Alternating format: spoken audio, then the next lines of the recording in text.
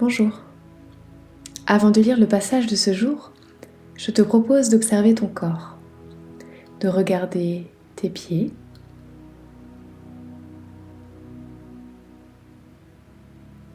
puis tes jambes,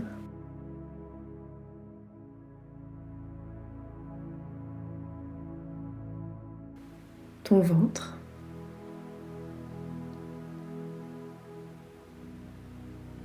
tes bras,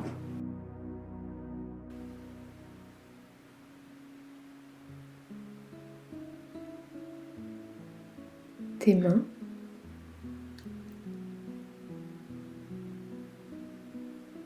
et dans un miroir, ta tête,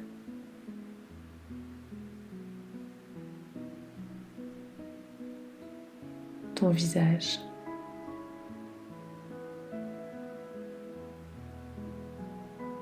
et ton dos.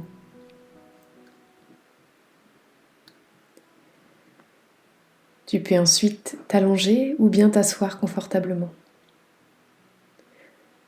Je te propose de lire un passage qui résonne particulièrement en cette période si spéciale.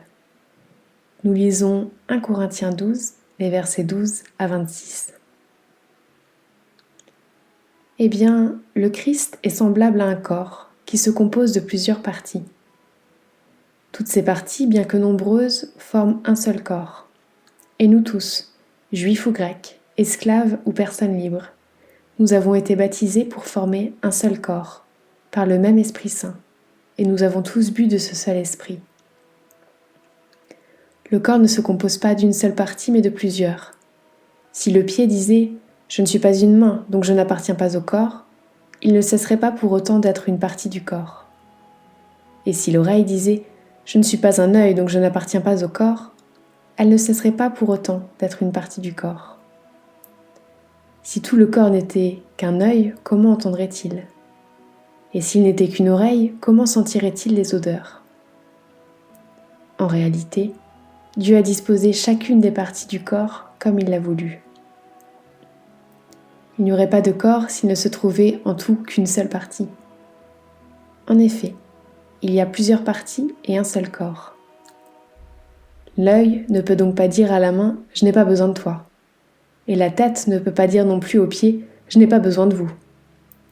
Bien plus, les parties du corps qui paraissent les plus faibles sont indispensables. Celles que nous estimons le moins, nous les entourons de plus de soin que les autres. Celles dont il est indécent de parler sont traitées avec des égards particuliers, qu'il n'est pas nécessaire d'accorder aux parties plus convenables de notre corps. Dieu a disposé le corps de manière à donner plus d'honneur aux parties qui en manquent. Ainsi, il n'y a pas de division dans le corps, mais les différentes parties ont toutes un égal souci les unes des autres. Si une partie du corps souffre, toutes les autres souffrent avec elle. Si une partie est honorée, toutes les autres s'en réjouissent avec elle.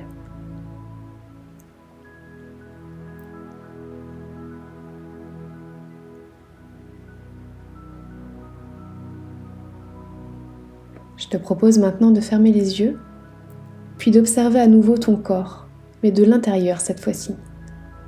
Observe tes sensations, les tensions qu'il peut y avoir ou au contraire, les endroits où tu te sens détendu. Mets-toi à l'écoute des sensations dans tes pieds.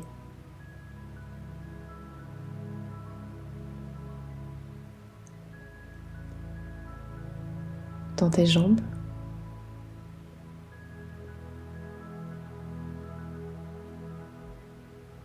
Dans ton ventre.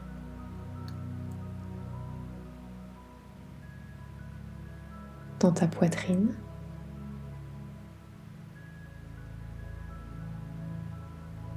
Dans tes bras.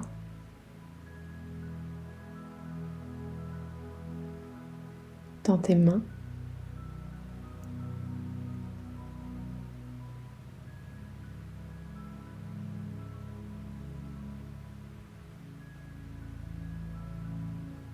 Dans ton cou.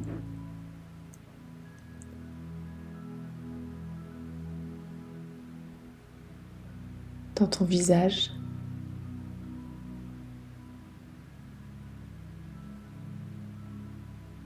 dans ton cuir chevelu.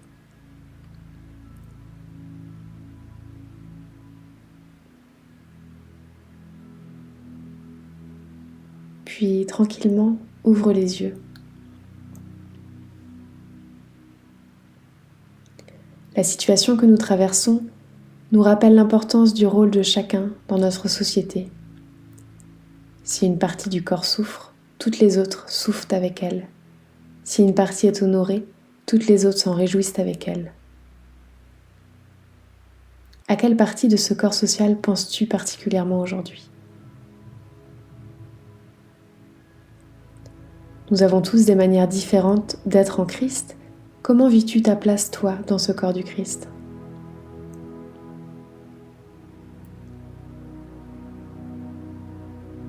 Est-ce que des personnes sont pour toi source de réjouissance ou une cause de souci ?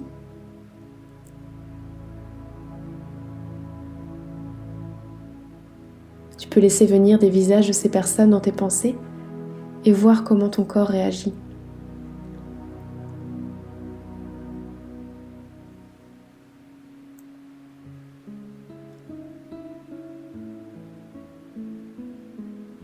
Pour terminer ce temps de méditation, je te propose de prier.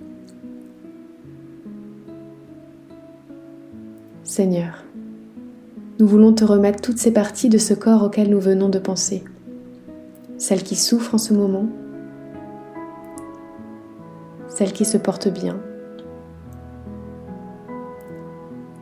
celles qui sont inactives par nécessité,